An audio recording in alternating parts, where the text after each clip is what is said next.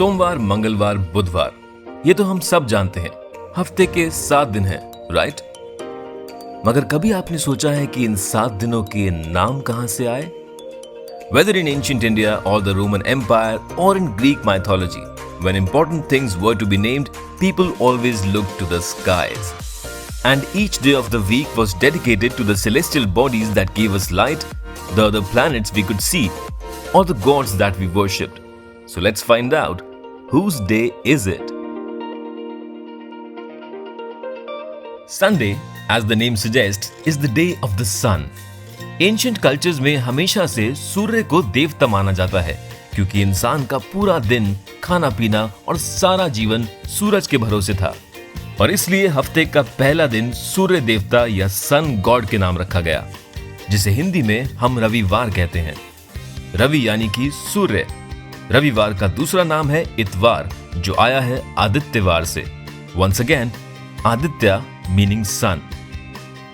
The next day of the week was dedicated to the only other source of light in ancient times, the moon. Hence, Moon Day became Monday.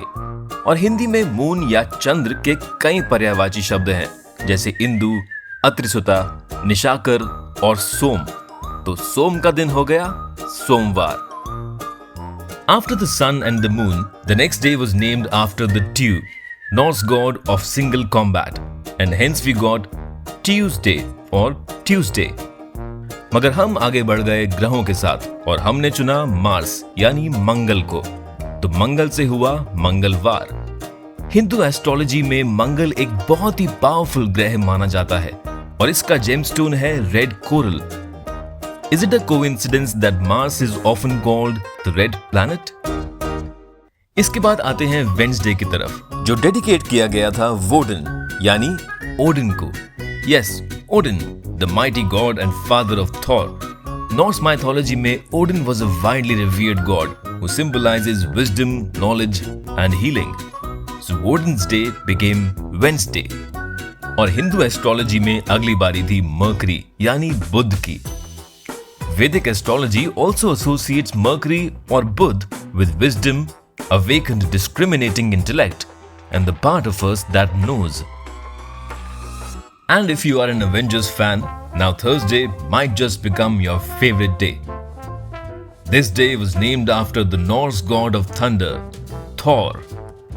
So Thor's day became Thursday. और Thursday का हिंदी नाम आता है Jupiter के हिंदी नाम से। बृहस्पति से आया बृहस्पतिवार। ज्योतिष में बृहस्पति ग्रह को सबसे शुभ माना जाता है और बृहस्पति देव को लोक गुरु माना जाता है। इसीलिए बृहस्पतिवार का एक और नाम भी है, जो कि है गुरुवार। Now that Father Odin and son Thor have a day of their own, how can Mother Frigg be left behind? Friday was named after the Norse goddess of wisdom and foresight, और फ्रिग को हमेशा associate किया जाता है Roman goddess Venus के साथ। Planet Venus की एक बड़ी खासियत ये है कि ये अर्थ से दिखने वाला ब्राइटेस्ट प्लैनेट है और हिंदी में इसका नाम है शुक्र, जिसका मतलब होता है व्हाइट या ब्राइट। तो शुक्र से हुआ शुक्रवार। And for the last day of the week we have Saturday, named after Saturn, the Roman god of agriculture and harvest, and often associated with wealth, liberation and time. और Hindu astrology में भी Saturn यानी शनि को सबसे slow moving ग्रह माना जाता है। Did you know that Saturn takes 29 years to complete one full revolution around the sun? जी हाँ, मतलब शनि का एक साल हमारे 29 सालों के बराबर होता है। ये थे हफ्ते के 7 दिन और उनकी कहानी। Isn't it amazing that civilizations which were thousands of miles apart and separated by hundreds of years had so much in common when it came to naming the days of the week? Science does not believe in coincidence, but rather encourages you to dig deep and get to the root. Always remember that science is not just about answering questions, but also questioning answers.